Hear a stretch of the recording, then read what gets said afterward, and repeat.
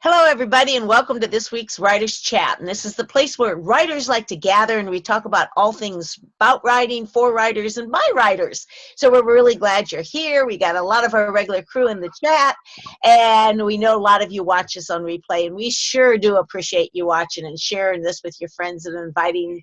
This is a great community, so we're really glad to have a great supportive community that gets together weekly. My name's Jean Wise. I'm one of your co-hosts, and I'm joined today by my two lovely co-hosts, Johnny Alexander and Bethany Jett.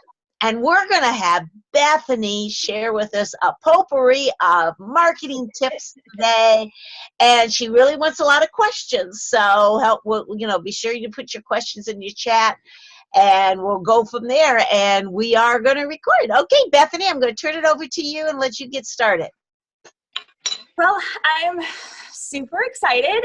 And when we talked about doing a book marketing episode, I was all in. And then as I was going through what exactly to talk about, I realized there's so many aspects to this that I probably should have narrowed the focus down a little bit. So, yes, I'm looking for lots of participation in the chat and then with my co-host as well, because I have a lot of things to say, but I don't want to just go off onto tangents and people are like, that's not what I want to hear about book marketing. So I can give an example. It might be very vague because it's an example from a ghostwriting book that I just got done.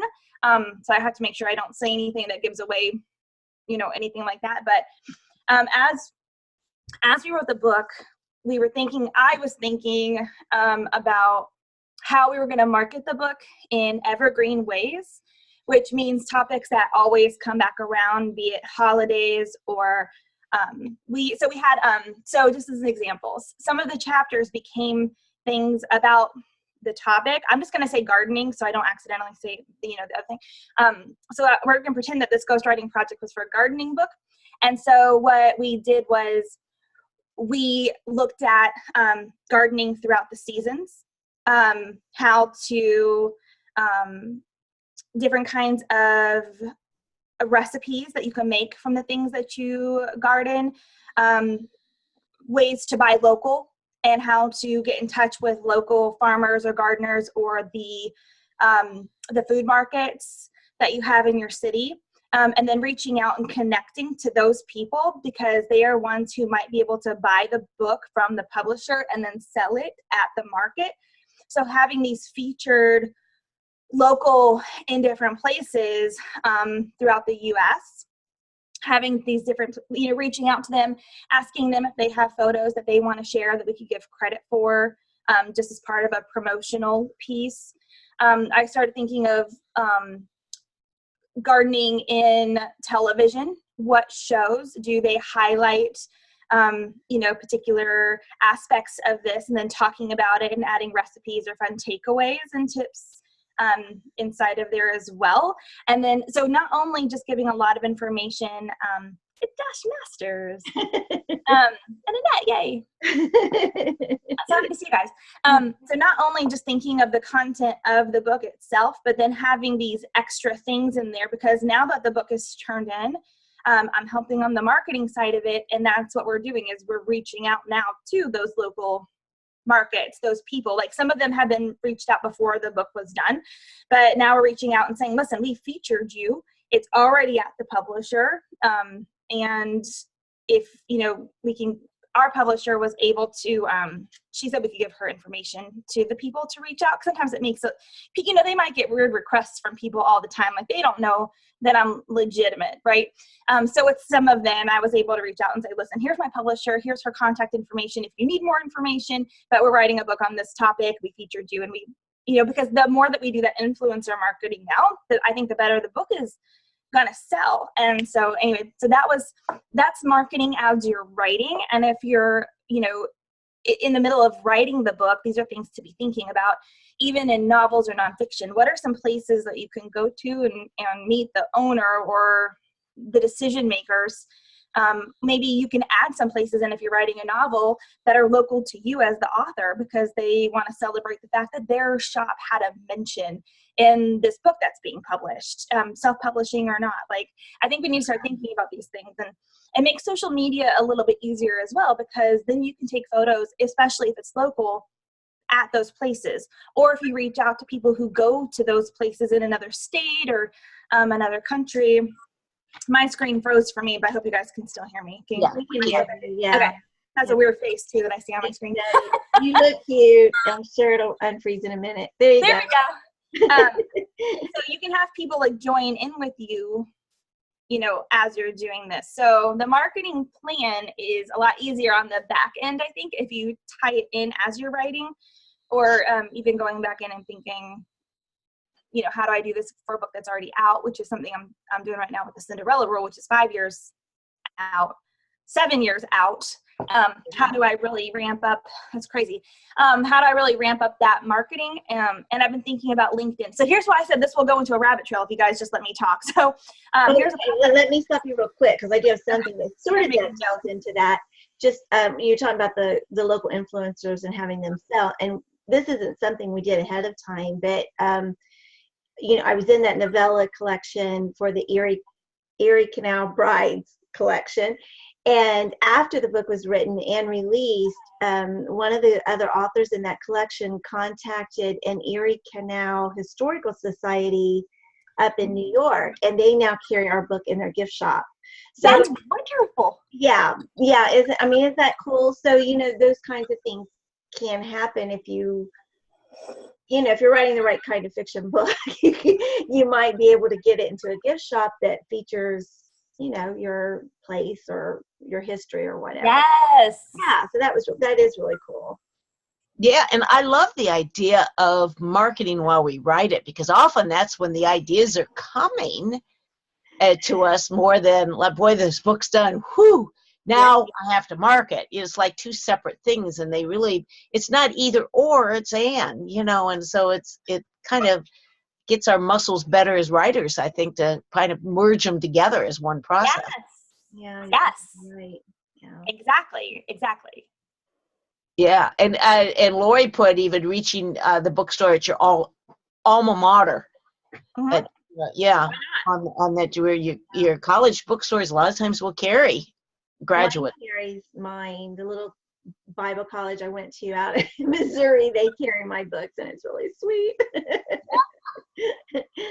Yeah, that is a great idea. So I love the idea. You could actually, and I love the idea of using local people too while you do this on that, Bethany. That is a great tip. I think it makes all the difference. Uh-huh. In that relationship. Yeah, there's been some discussion in the chat. I don't know if you picked it up, about trolls and creepy people when you use social media, but I think they've gotten a lot. It sounds like most of us, especially if they DM us, we block them and unfollow them on that way. But that's going to happen, I think, and I just don't let it bother me anymore. Yeah, if it's like, I usually don't check who's following me so much, but if they DM me, that's when I usually just click the blocks. They just took it a step too far. Yeah. Is there one place you store all those ideas? Christine wants to know, like a marketing file or a back of an envelope. Like the local little scrap paper that you got on your desk. So like in terms of, I'm trying to get everything into one place. So Evernote is going to be that place for me, but that's not where things are now. Typically, I've got them in either keynote presentations that I've done. That's usually where I go back and look for the information because I've put it in a keynote. Or like, that's usually where it's at. Or it's in my head and I haven't put it down anywhere, which is why marketing, the ideas and things, like keeping an idea folder is a good thing, but like as you're thinking these thoughts about what you want to do, why not write an article about it, then and get it out there, that you've got content somewhere. Oh, that's a good idea. Yeah. Yeah, I use my iPad, which is not here. So for those of you who didn't hear our comments before the show started, my little boy is at his grandparents' house. He has my iPad. And I thought, I'm not going to need that iPad this week. I think I can be fine. But I have my gloves on today because my hands, like I've got an allergy to paper. So I've switched from using journals. Like I had a lot of spiral notebooks that I would write in, but those aren't searchable, and I would forget them. So the iPad's easier to carry around. So I've gone digital that way. And so he had to screenshot notes for me. So these are all things I had to print off this morning from the Notability app, which is where most of my brain lives in terms of ideas and things. If you have an iPad, the Notability app is amazing. I think it's better than Evernote's Penultimate. Even though it's not searchable, I can search based on where I know I put stuff. So Yeah. that's a lot of times I keep just like a little slash pocket, and I'll mark it marketing for whatever the book is. And so if I get these little pieces of paper, I'm a great Post-it note person. With an idea, I can just stick it right in there, and they're all there. So I don't know if that would help anybody, but I use a lot of Post-its in my planners if I have an idea. And so I saw someone do that on a YouTube video, and so now everything goes onto a Post-it until it gets permanently embedded into the planner. But for notes and stuff, the Notability app is great. I use it for church notes, like I use it for everything. And stuff. I'd love to hear if anybody else. A couple people have asked if anybody else uses it. You know, and I've not used it that much. I've kept notes, but this is not the notes that's on the. It's Notability app. Notability app. So you use like the Apple Pencil. Yeah. Right. You can type in it. You can have sections. I use it for client notes because then you're never away. Like I'm away from my notebooks sometimes when I travel, and this just makes it so much easier. I love it. I don't know if it works for Android. Yeah. Ron, Norma, can you find that question? Rhonda asked if Notability, if it's for Android, do you know if it comes in Android? I don't know. Okay. And then she asked about marketing advice for romance market, but I'll go back and try to find that. That's basically what it's. Oh, do you have any ideas for marketing to the romance readers market? Romance readers would probably be an easy market to go after, because you have romantic comedies. Those are always going to be popular, like so many movies in that genre. So so I'm just going to start brainstorming. You could host watch parties on Facebook where you can like watch the same thing. There was a girl who did this on Instagram where she's like, we're going to watch Sense and Sensibility all at the same time, whoever wants to do it. And she had a Facebook group set up, Moms Nodding, because we both participated. And then she had fun trivia about the movie, things I didn't know. She had little polls and questions. I think she did a giveaway, like people who participated. She got us all on her email list. I thought she was phenomenal. And I thought, what a brilliant idea is whatever genre you are, say, okay, I'm watching this movie on this night, and I'd love for you to watch it with me. We're just going to have fun on our laptops, watching the movie, eating popcorn. She had questions about what snacks are you eating, and it was super fun. So like that is something that you could do. There's a ton of marriage, sex, love experts out there, so why not start blogging for some of them as a romance writer, getting some of their tips. Maybe you could use one of them as an expert in the book, like when maybe something they say is something that one of your characters says. I use authors in nonfiction this way all the time, like Bethany Jett, who has the Gratitude Journal. She's in the very last chapter of the Platinum Faith book because I love what she's doing so very much. Like I wanted to highlight her and promote her book for her. And that's not something that we do often, but when it works, it's the right thing. So, you could talk to them about that. There's a group that does marriage dating kits, and I followed them on Facebook, so I can't remember what their name is. I want to make sure I get it right. But they sell and give away free things, like little, every month they might have like a different date night thing that you can do on the cheap, but they have printables. They have all kinds of things that you can print out to date your spouse, but then you could also do dating quizzes, tips for dating. I mean, oh my gosh, like the romance market, it's huge. Like you could do so much with that. Let me go back because Rhonda asked what was her name, and I did want to give this shout out. Bethany was talking about Hilary Manton Lodge. She had written a novel, like a contemporary version of Sense and Sensibility, and so that's why she had the watch party for that. We actually watched it the night after driving home all the way from Tennessee because of a hurricane that we had run away from. And we got home, and still that's what we did that evening after making that trip, because we were just so wanting to do it. And it was a really good idea. Also, we have had, Hillary's been on before too as a guest on Writers Chat. Bethany Turner has been a guest before too. And Bethany writes romantic comedy type books. So along the line of You've Got Mail and Sleepless in Seattle. while you were sleeping, those kinds of things. So she uses, if you go to her Instagram feed, you will see a lot of pictures, like even from You've Got Mail, and Tom Hanks is holding her book. I mean, instead of Pride and Prejudice, if you remember that scene. So, she really pulls into that whole thing and uses that as a marketing strategy, just to really hit hard on those very popular romantic comedies and how they are similar to her books and pulling in that audience. So and to add on, it's the Dating Divas is the one I was mentioning. I just found them, and they're giving away a 7-day guide to learning how your spouse prefers to be loved.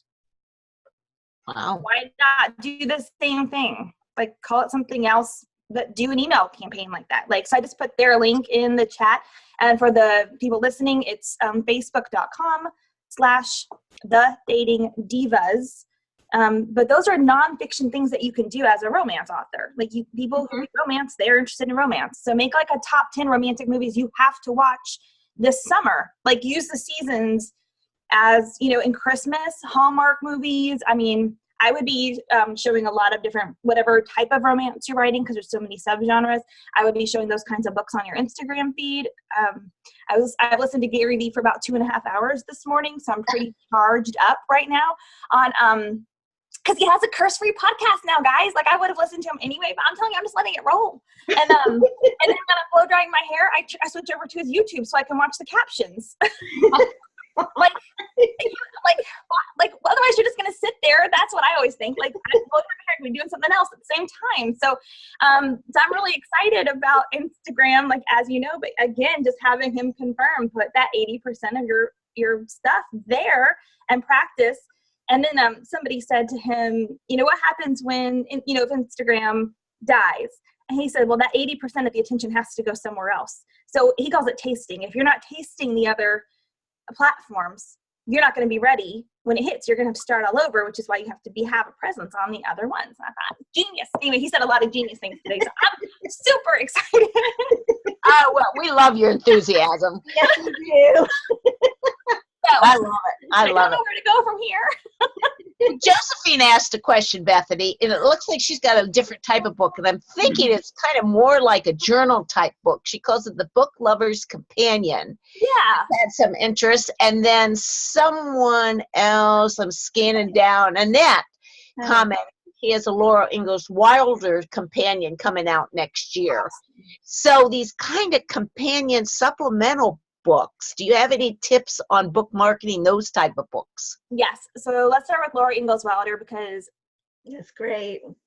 the marketing's done. I mean, you built her brand. And so I would find every book written on Laura Ingalls Wilder. I would try to reach out to every single one of those authors and let them know you have a companion book to her, and you want to interview them, you want to feature them. What do they want? Do they want to partner with you as you do this? Because you're going to be promoting all the other Laura Ingalls Wilder books.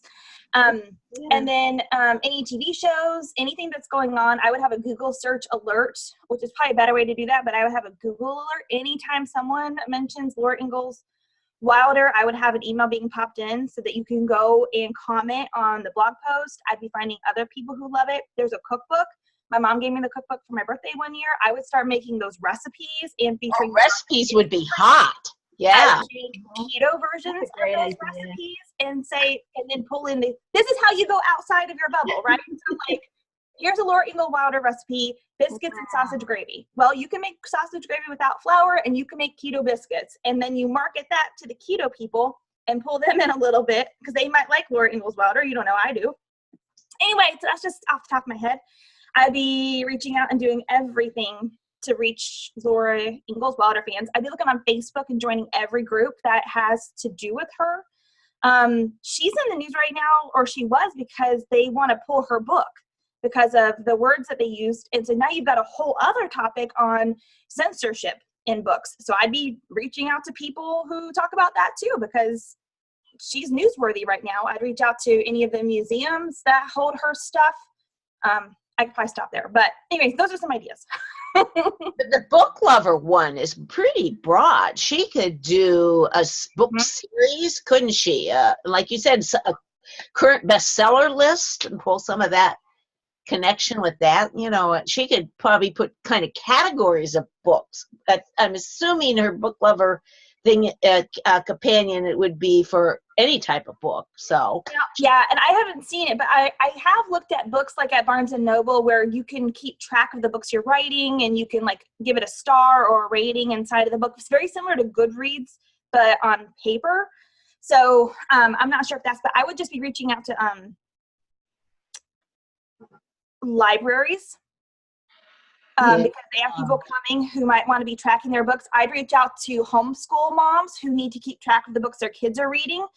It's summertime, and all those reading programs, if you can create a version for them to use that's better than what they're using right now because you have a product coming out. Any book club, I would be looking for every book club on Facebook or Instagram. Probably Facebook would be a better place for that. And let them know, make a freebie, something for them to use, and then let them know that you've got like a better version of it, that you host your own book club. Any place where you can get in front of the readers would be my idea.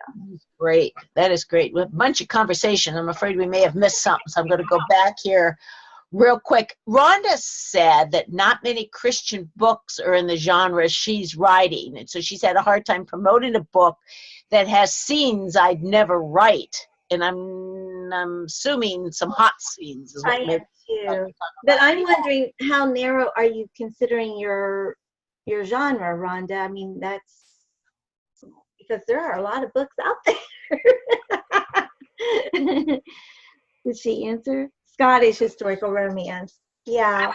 I would target fans of, now this is where geography gets me in trouble. I might embarrass myself here. Outlander was the first thing that came to my mind. No, but you know what? There is a Christian writer who specializes in that area, and her name just went. I'm going to have to look before I say the wrong name. I'm going to mute and look. But I would get in touch with her followers. She's big. She even takes people to Scotland every year and does like maybe not every year, but they do trips, and she goes there often. So hold on. And I would also say I would have Scottish be your super bullseye target, but I would go outside of that on the bullseye rings, and I would go English historical romance, because it's a huge genre with lots of clean writers. That's my favorite genre to read, one of them. So that I would expand past that and look for clean and Christian authors there. And I would go to the library. I would look on Goodreads. Goodreads is your best friend when it comes to this, because the readers are telling you what books they want to read. You can read their reviews. You can see what they liked about it, what they didn't like about these books. I mean, you can go to the library. You can get almost any book from the library, even order them online and then go pick them up. Just take photos of them. You don't have to check them out. So that would be my suggestion. And then find the hashtags on Instagram where people are talking about this. See if there's even a market there for it. And then start adding it into. I would be talking about Scotland. I'd be talking about recipes from Scotland. I'd be talking about movies about Scotland, traditions that they have, the weather. Like I would be doing a whole lot of that kind of stuff. Yeah, that's great. That is great. It's Liz Curtis Higgs, huh? Yes, it is. Yeah. You guys are so smart. But yeah, it's her. So she's got a huge fan base, and you just need to tap into that. And then I've got another name for you. I'm going to put in the chat for you, Rhonda. I'm fascinated by this, the popularity of the recipe, and, of course, I write nonfiction, faith, devotional, spiritual practices, and I've struggled with that it's so intriguing to be able to come up with recipes that go with that, and I haven't been able to. But any ideas on that? Because I could see how the Scottish, and I could see how some of the Laura Higgins, not Laura Higgins, Wilder, and stuff. But is that such a great marketing tool, recipes? It is. And like, I have to repeat this, but I think I've said it on here, but I know I have. That like one of the top blogs of this mommy blogger that we found was it was a recipe, and it was like fast, easy, individual, frozen. I mean, those were keywords that she was using. And she had like 200 shares of it on Facebook, but it was pinned over 400,000 times. Wow. Which is why Pinterest, that's why you can't just do one platform. Like 200 is great, like a great share rate, but 400,000 is a whole lot better. And you don't know who's going to come to your website because of that one recipe. And her target was moms. And so how do we save the mom time? And so like for Advent and then spiritual stuff, I like the first thing that came to my mind was so pain points for people spiritually, not feeling like they have enough time to do their daily devotions, right? So what are some easy breakfast recipes you can make the night before so you can wake up, pop it in the microwave with a cup of coffee to do your daily devotion? What are like any recipe that could save time with a bent on, have this ready so that you can have an easier morning routine to put into that, or like recipes specific to Advent that would maybe if it's a lot of family get together, then I'd be doing hostessing tips for having, or make this meal, but in 30 minutes less than it'll take you the other way. I mean, any kind of time saving stuff that you can kind of pull in, or at least market to where it's going to save them time for whatever purpose. Yeah. And when you first started and you talked about the time idea, at first I thought, yeah, I can look at the time for spirituality, but then I immediately thought about the church year. Because my blog, for example, a lot of my writing does have comments about Lent or Advent. It's very liturgical. I come from a liturgical background. So I have a tendency to think in church seasons more than calendar seasons sometimes. Mm-hmm. And, definitely could tie some recipes. But I like what you said about quick, easy breakfast tips. I'll have to work on that one. All right. So you guys have to ask me in a few weeks if I'm working on my idea of well, let's talk about a little bit about time management and marketing, Bethany, because I commented last week, the week before, I'm carving out Tuesday mornings now just for marketing ideas. So like the recipe idea will go on next Tuesday to start developing that. Do you have any, for those of us that struggle with finding time to do this, other than doing it as we write it? That's one good tip. What else do you got for us? I think that a lot of social media can be done in the, what I call in the in-betweens. So just like, watching Gary Vee's captions on YouTube was an in-between moment because I was blow drying my hair. Like being on social media, blow drying your hair doesn't work because you need your hands. But I went to the gym this morning. I was listening to Gary Vee and I took a screenshot of my treadmill and I took a screenshot of the YouTube channel that I was listening to, and I put the link to that particular episode. And that is what is in my Instagram stories right now, is starting, so I have a little bit of health. But the giveaway here was, the only reason I put the treadmill there was to set up the fact that I was listening to it while I was working out. So like two things at once. And that was so it's a 3-picture story. I took a screenshot of the thing, just posted that. And then I did a text while I'm walking on the treadmill. I did a text that I'm listening, to this episode, swipe up on the next screen so you can listen to it too or watch it. And then I took that same picture of that screenshot, put it there, and I linked that one. So I prepared them that I was going to have a swipe up thing. So it was 4 in my Instagram story. So that took less than 3 minutes on the treadmill, but I have content right now in my Instagram story that's of value to people who are looking for, it was 6 business tips to do in 2019. I'm like, that's valuable to my audience. And it was basically documenting what I was doing at the moment. So even if nothing else happens on Instagram, which that's not going to be the case, but if nothing else happened on Instagram for the rest of the day, I'm still getting rewarded for the post by the algorithm. And I gave something of value to my audience and felt like they were invited into my world and the story, which is what the purpose of that is. Another thing that I've done, and I'll show my screen. My home screen, I like to do subfolders. So I know this might look like a hot mess because I've got my handsome husband in camouflage back there, but this is my screen. And so I usually have folders, like you can like put things into folders and subfolders because I love to organize like that. But on my home screen now are all of my social media apps. I took them out of the social media folder because the next 90 days, I'm seeing if I'm going to post more, if I can only see them. And then as I need an app that I didn't realize I would need, like every day or every other day, I'm putting it back on the home screen. So I don't even have the whole thing filled here anymore. And so I think sometimes out of sight, out of mind. But now that I can see LinkedIn and Pinterest, when I've got 2 minutes that I'm sitting and not doing anything, that's when I can go on there and post something, or I can go onto Pinterest and just pin for a few minutes. If you're really to sit down and time yourself, which I think would be a good exercise, just set the clock for 5 minutes and get on your Pinterest app or on the computer and see how many things you can pin. I think you'd be surprised at how much can get done in a very short amount of time. Yeah. And Christy asked about a checkoff sheet. And so I'm not sure if everybody saw, you were all excited about the new, is it Happy Planner social media sheet? Who's excited about that? I know that would brighten your day, and you use washi tape on it. We want you to print your own based on your washi tape experience once you've worked out the kinks on this. But I mean, I don't know if Chrissy was here last week to see this, but it's a Happy Planner and you've modified it, right?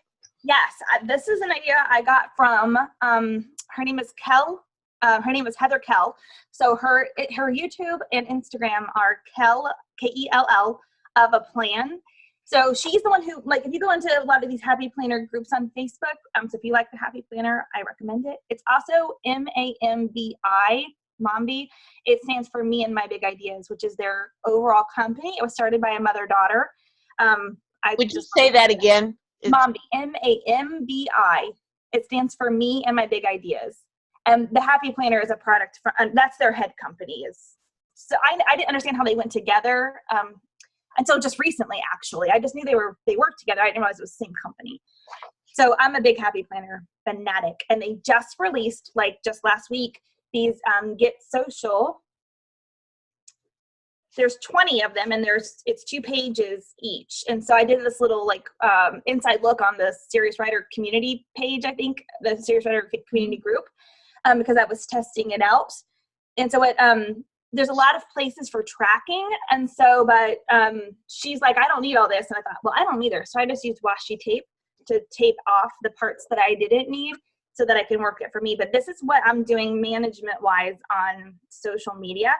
I do a lot of things on the fly and will continue to do so. But today I need to do a dating tip. And so now I know to market the Cinderella rule, there needs to be something about that today. And so I'm very excited about these. So I would recommend going to Michael's, which is where I got these. I don't know if they're at Joann's right now, but I know Michael's dropped them based on the chatter. Follow for Happy Planner. So I would recommend getting these. And I'm excited about the day we talk about planning. Writer's chat, because and then I can get the link to the video on the community group, because I went into real in-depth sort of on how I was using these. But that would be great to share that. But that might give Christy or other people ideas. Nope. And I love how you took something that you use, like the Happy Planner, so it fits right into your Happy Planner. Except, do those only come in the large size, or do they come in the smaller? This is actually the classic size. Okay, so that is the smaller. Okay. Mm-hmm. Yep. Okay. And then you've modified it to your particular thing, which is a great tip right there. I love it, because I can keep track of how many people I have. I could just write that number next to it. I didn't need to know how many followers, every day, or number of new followers, or number of comments. I don't care. That's not the thing I'm looking at. That's why I washed over it. I saw she did that too, and I thought that's brilliant. So it is brilliant and stuff. Yeah, if you could find that and stuff. And her actual question was that, it's so overwhelming to think all these different ways to market, when you're writing a book, or you're just trying to promote your whole brand, whatever. On that, is there a convenient checkoff sheet to soft start for these marketing ideas? And that's kind of what you're talking about on that sheet. Couldn't you make a washi tape with some other ideas on it too, with like Facebook groups or something like that?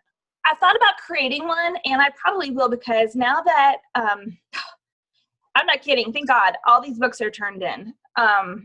so it was 3 books for me and a ghostwriting one for the client that we haven't, we have one more pass to work on his, but I'm not in charge of marketing that. So now that that's done, I am going to be creating a checklist for those books. And so that is something that I'm going to create for me and that I can definitely share in here when it's comprehensive. Yeah. Almost create a template that you would use every time. And I've seen some book marketing templates out from some different groups, but I've never been consistent in following it. Rhonda doesn't know what washi tape is. Do you have some handy there that you can show her real quick? I know it. All right, guys, this is like my happy place. I'm not even kidding. All right, so this is my desk. Let me get my face out of the screen real big. So I have washi tape in this little organizer. And so all it is, it's tape that's pretty, or it's in different colors, but it has the ability to peel off. And so, like, I stuck it on top of some words. I put some pretty colored ones, but I use it to like block off, or even in my planners, even here, I wanted it to look better. So I took like an orange thin washi here, and this was a thicker one. So I have it separated by colors, but it's used a lot in like journaling, like the creative journaling community. That's where I found it, actually, was Bible journaling. And then definitely in the planner community. So like at Michael's, even Walmart, there's like $1.48, I think, for these. It was so cheap. And so it's just, you can find all kinds of patterns and stuff. And I like to have basic colors too, so I can block off. But in my planner, I've got so many categories of things to go on. So I'll use it to say, okay, this section is going to be for this, and this section is going to be for this. Or sometimes planners or have words in there or topics that you're not going to do that are kind of generic. And so you can put those there. Again, like I'm really excited about the planner day, but here's just another example. Yeah, and just to clarify, we're going to do a planner day coming up. I'm not sure the date right off, but we're going to do a planner day coming up sometime in the future. It's August 20th. August 20th. There you go. We're talking about all things planners and planning. All things planner. All things planner. That day. We're going to have fun that day, sharing all sorts of ideas. Now, I think the washi tape, there are people that go overboard with this. Sure. And, Rhonda kind of joked about it, but I think they do. She'd tape everything and never do any writing or posting. People just spend hours decorating their spread for the week and stuff like that. The only time I use washi tape is the practical blocking off something, I use that too. Mm-hmm. Yeah, on that. So it has its purpose, but it's kind of like social media. You could go crazy and be on it all the time, or you can put some boundaries around it and use it for your benefit. And I think too, you have to think about what else are you doing. So like, I am not as crazy as some people that I've seen, but I know I'm more than most probably. Like, those are all my sticker books right there. Mm-hmm. Like, it's just a lot. That someone said something like, "Oh, I don't have time to like do pretty planning," and I was like, "That's great," but I told Justin, like, this is also, I'm so introverted, as you guys know, I like being home, but this is also a hobby. So this is a creative outlet as well. So if you don't have one, which I didn't really like have anything, but this is that. So it's also like a thinking time, like, so you just have to think, like, if you're doing other creative hobbies, then don't do all this. And that's time for us writers that we can fill our well. Was it Johnny that you talked about an artist state last week when we talked about doing an artist? In a way, this is an artist state for Bethany. That the time she's fulfilling that creativity. And absolutely. Yeah, so, I love it. Yeah, talk a little bit about BEA for us. Let's we'll get back to this. What BEA was, maybe some highlights from it, your experience, where it was held. Not everybody may understand your exciting trip that you had. All right, so BEA is the Book Expo America, and it is in New York again this year. It's already on my calendar, and we're already going back. So my business partner, I have 2 business partners, Kyle Young in Literary Agent. He's my business partner with Serious Writer, and Michelle Medlock Adams, my co-author for 2 books, and my best friend is my business partner in Platinum Literary Services. And they had gone 2 years ago, and just raved about it. And it is one of those things where it's one of those events where it's hard to explain until you see it. So I will do my best. This last May, just a couple months ago, we had decided that we needed to go and meet with publishers. There are salespeople. A lot of the sales team goes to this event. It was Christian and general market mixed in together in this huge, the Javits Center. And it was incredible. Like it was very overwhelming. I will tell you, I was nervous. Like they were making meetings with people and I'm like, I don't know who to make a meeting with. Like nobody needs to talk to me here. So I got to kind of just have fun my first time. But there are authors who are doing signings. Michelle did, I think, 2 or 3. Victoria Dewerstock did one with Abingdon because they were there. Del Didway did one with his publisher as well. So we all were there supporting them and trying to get people to come in and, get here's a free book. They give away free copies of these books. I've got a ton of advanced reader copies that I stood in line for. Since I wasn't in all the meetings, I got to go do that and meet the authors. And so that's connections that I hope to build on, as I promote their books or talk about their books on my own social media. And they also have classes. And that was what I was really excited about is I went to 2 of the marketing classes. And that's where all these notes that I kind of was waving around that I had to print off earlier were things that I learned there. And it was incredible. I mean, it's an event that we all are excited to go. We've already booked it on the calendar too, because this is a relationship business. And This is where I got to talk with one of the publishers that I mentioned at the very beginning about when I switched it to gardening and marketing. One of the publishers were there and I got to talk to her for a good 15 minutes. And then I also got another 45-minute meeting with her towards the end. And that FaceTime was invaluable. I know the projects that she wants. I was thinking of our platinum literary clients who could work for them. We were pitching projects. I'm not even an agent, but I know people who are writing. And so I was pitching their stuff. I pitched a book for my mom. I'm trying to get her to write.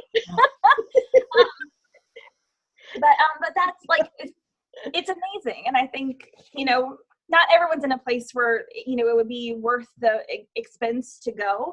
But if it's something, we have people we know who are trying to go next year with us. And so we're really excited. And Kyle had his team of agents there. I think we had 14 people total.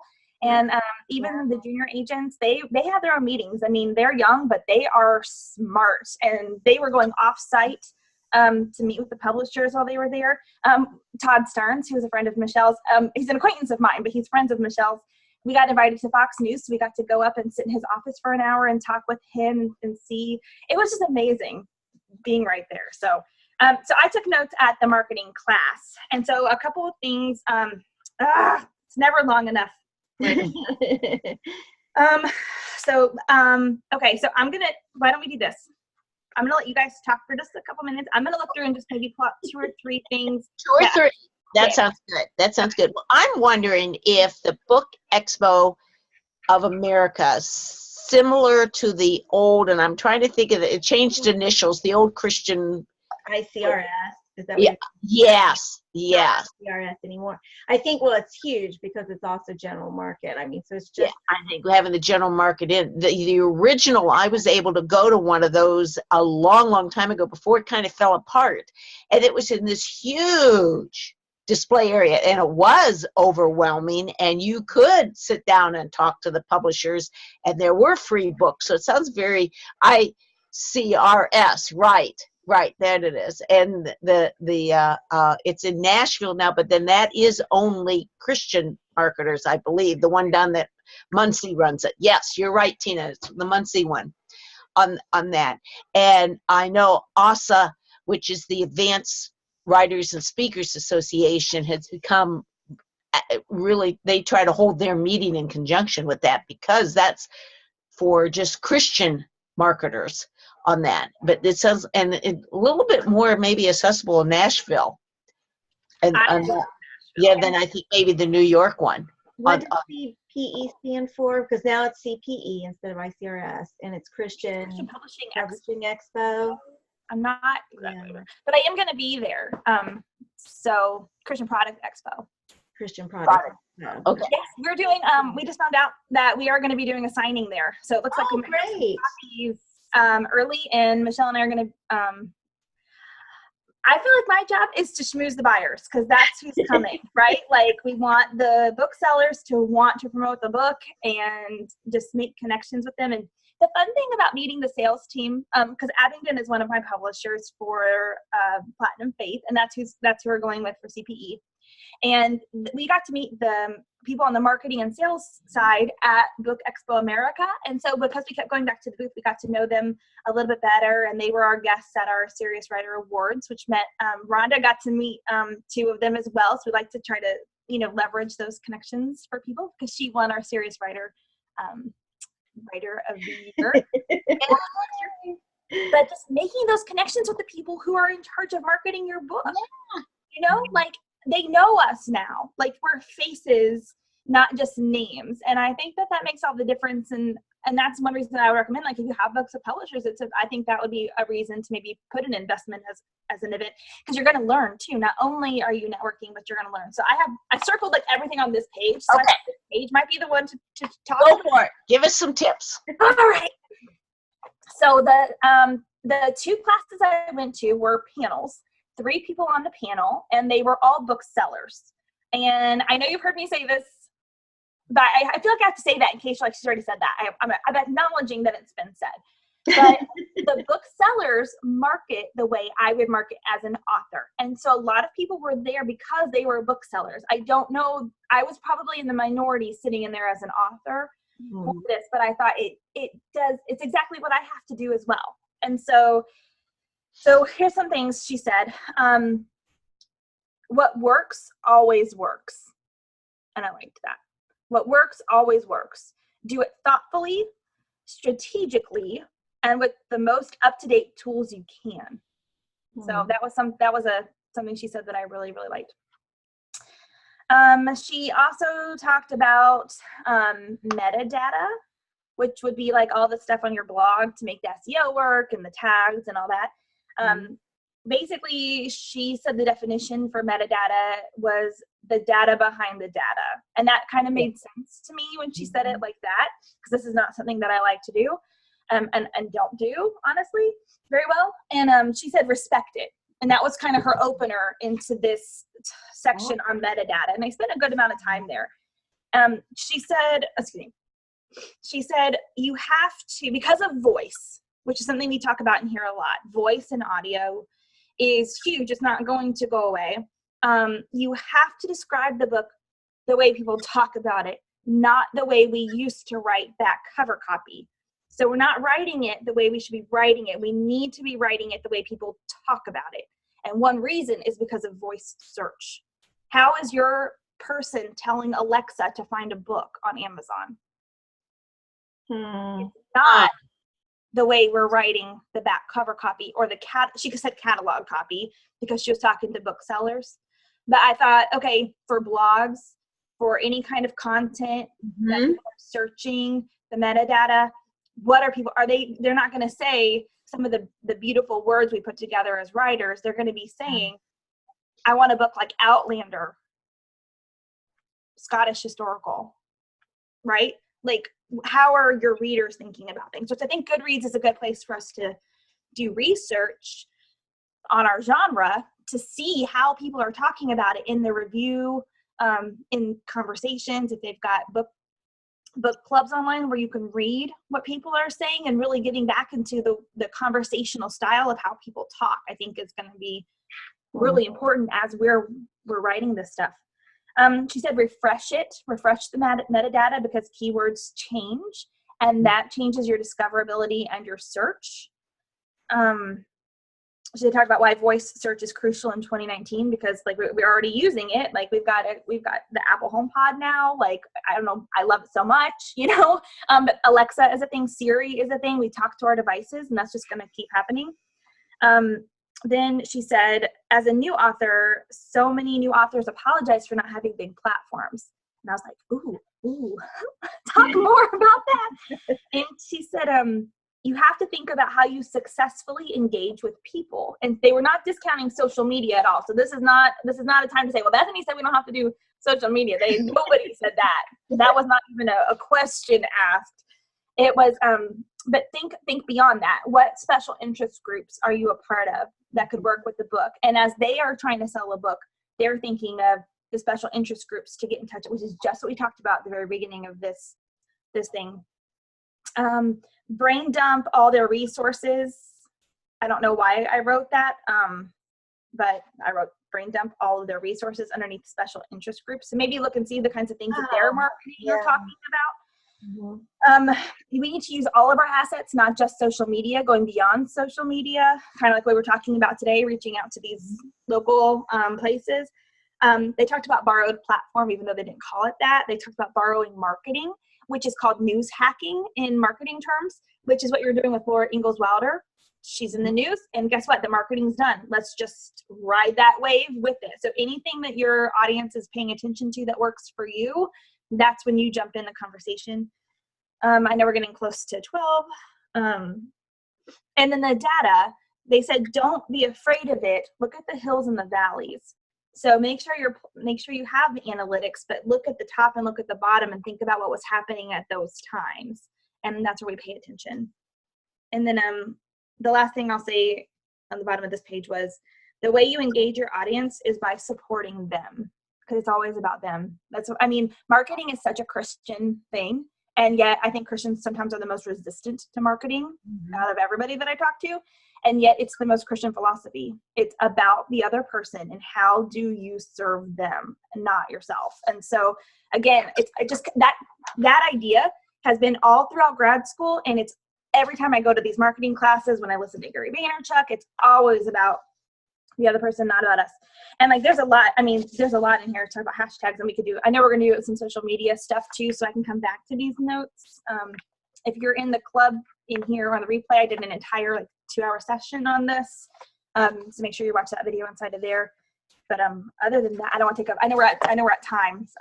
Yeah, we're at time, but this has been great. Let's give a plug on your book that's coming out. Is it October, Platinum Faith? Yes, thank you. October, let's say, and it is available for pre-order on Amazon. I pre-ordered mine this week. Thank you. So, I'm really proud of that book. Yeah. So we're excited about that coming up, and we always love all your ideas. Yeah. Okay. This is great. Take them with a grain of salt. No, I always read it, but we've said this before. Writers Chat always kind of renews us and gets us going and charges us up, and sometimes it's a bit overwhelming. But if we come away with 1 or 2 little ideas, then block off the time to implement them. Yes. Then we take another step another week, and on that we don't have to do it all at once, right? I hope not. I have to go to the dentist today, and I'm really upset that it's on a Tuesday, because Tuesday's such a good work day for me, because I'm so excited being here and I get so charged. But sitting in the waiting room, I'm gonna get a lot of social media done. So there you go, and stuff like that. Well, let's invite everybody to kind of slowly come on back in, and we'll have our after party. We'll get off the air. I would like to, while we're still on the recording, tell you about next week's show. Next week's show is going to talk about nonfiction and writing for children, and it's Wendy Lanier. Is that how you pronounce it? Lanier. Is it nonfiction for children, or is it 2 separate things? Researching for nonfiction is one topic, and writing for children the other, or are they related? She is a very successful children's author, nonfiction children's author. So I think we're going to be able to pull the research tips for other aspects. So even if you don't write for children, but one thing, and I listen at BEA, which is the biggest bookseller event in America, really, the number of nonfiction children's publishers and imprints that are coming out and that we saw was huge. Like, I've been hearing it, but I saw it. So she'll also probably give tips on how to get started writing for children nonfiction too. Nonfiction is huge field. I've heard that for years and I've never jumped into it. With my background in health, I should be doing this. Yes. Advent for kids. Yeah. So we'll talk researching ideas that you can use in all areas, and then especially for writing for children, which should make Jan's day, right, Jan? Because you are one of our kids writers here. Yeah, I know she's excited too. Yes, and that's got real excited. Yeah, I'm excited. Johnny, anything else as we finish up? No, I think I'm good. Bethany, thank you so much. It was a lot of great information. Even I got a little excited about marketing, and Yay! it's like she's always getting on to me. So yeah, it's always fun to have you talk about it. And like I said, it can be overwhelming, but often if we just take one really good idea and go with it, that's a start. How do you eat an elephant? One bite at a time is the, yep. And that we would thank you for being with us today. Thank you if you're watching the replay, because we know a lot of you can't always come here at 11 o'clock Eastern every Tuesday, but you watch the replay, and we're really glad that so many of you are here live, because we know this is our dose of encouragement and inspiration each week. So it's good to see everybody that way. And we'll see you next week for the next Writers Chat. Bye, everybody. Bye. Bye-bye. I found the video, so I put the link in the chat right now. It was a total rando video, but that's where I went into depth on the. Yeah, you're still recording, Johnny. I'm still recording. Oh, well, that's for the end of the recording then. Bye, everyone. Bye-bye.